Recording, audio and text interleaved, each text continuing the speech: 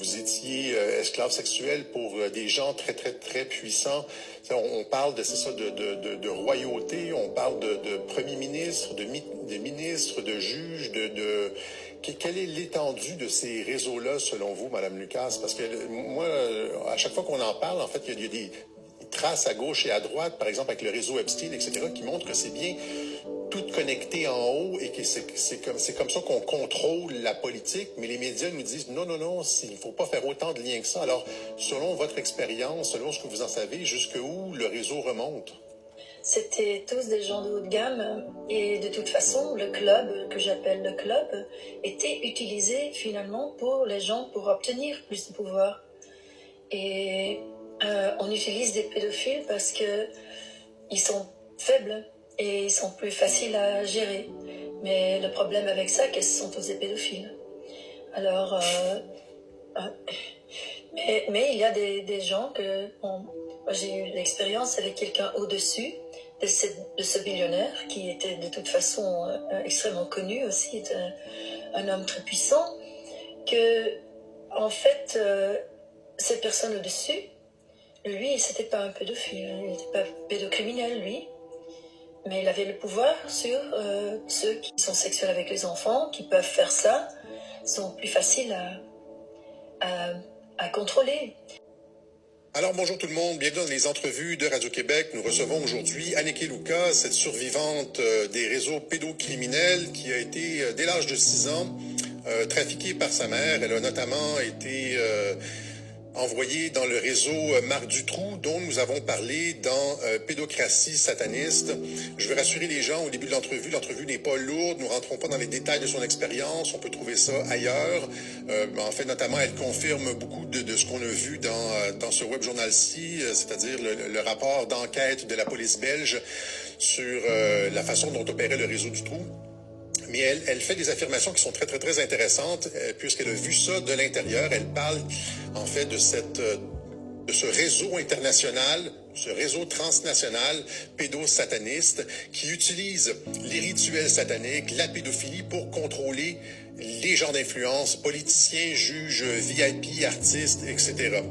Elle dit également, en fait, elle confirme ce qu'on a entendu du côté américain depuis quelques années.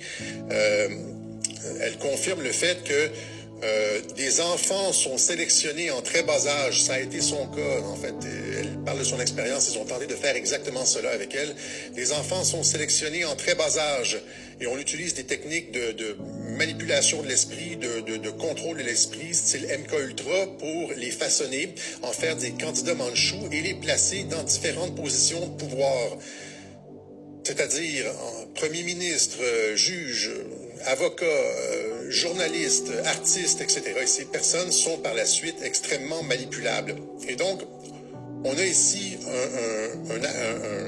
un récit à la première personne vu de l'intérieur de ces réseaux pédosatanistes-là, c'est bien le terme qu'il faut utiliser, leur mode d'opération, etc. Je rappelle que Mme Anneke Luka a fait l'objet d'un article de Radio-Canada ici, Lutter contre l'exploitation sexuelle, une chambre d'hôtel à la fois. Son récit est donc véridique. Elle a depuis réussi à s'en sortir. Elle travaille maintenant en thérapie, notamment dans les prisons, avec la psychothérapie, le yoga, etc. Je n'en dis pas plus.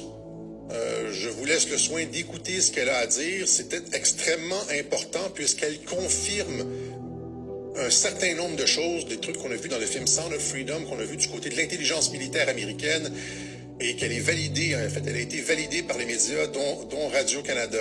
Je vous demanderai de partager le plus possible cette entrevue pour que les gens comprennent. Elle est finalement d'accord avec moi, avec le fait que nous ne sommes pas en démocratie et que ce sont les pédophiles et des satanistes, finalement, qui tirent les ficelles en contrôlant les politiciens qui sont censés nous représenter. C'était la thèse du web journal La pédocratie sataniste. Voilà, donc partagez le plus possible cette entrevue. Je pense qu'on en a déjà parlé à Radio-Québec du fait que certains des artistes sont contrôlés de cette façon-là. Finalement, on les prend très très jeunes, on les embarque dans un programme, il y a du contrôle de l'esprit et finalement, c'est ça, à la fin on est capable justement de contrôler le système artistique ou une partie du système artistique avec des personnes qui font ce qu'on leur dit, qui ont été programmés sous hypnose, etc.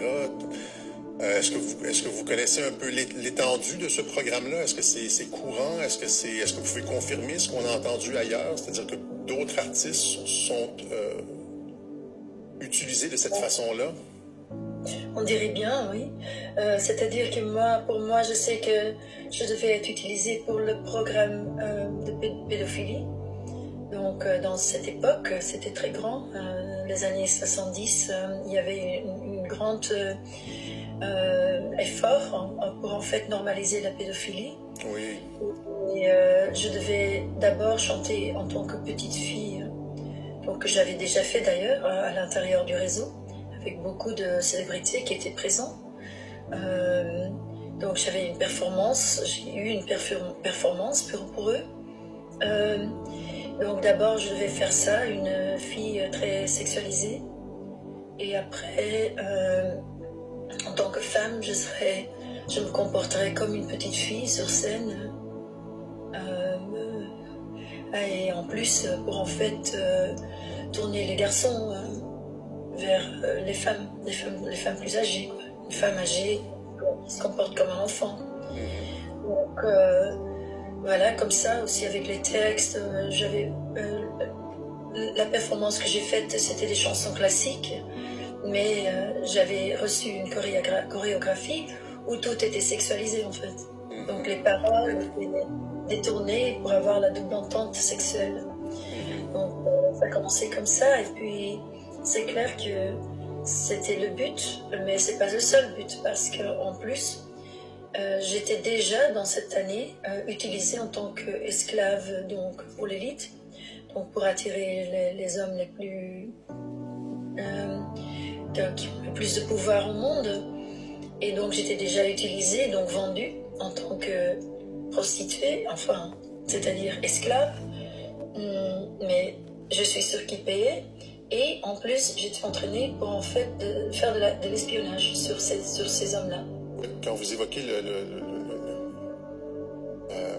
la période artistique, je ne voudrais pas dire artistique, mais où est-ce que vous aviez été entraînée à être chanteuse, etc., et le programme MK Ultra, etc., sexualisation, les paroles à double sens, etc., immédiatement, il y a quelques artistes qui me viennent à l'esprit, notamment Britney Spears.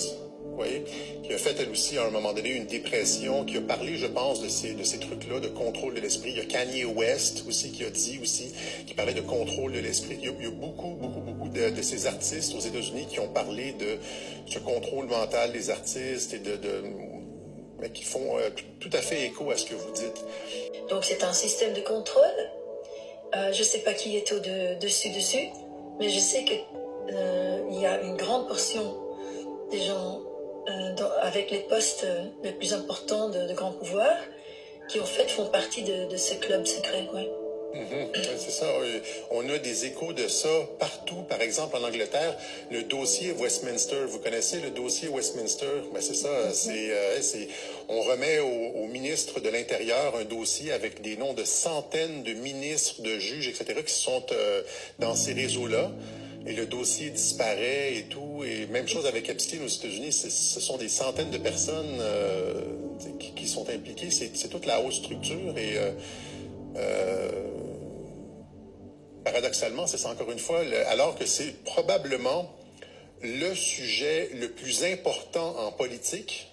Selon moi, il n'y a aucun sujet plus important que le fait que nos représentants et que notre système est complètement contrôlé par une secte.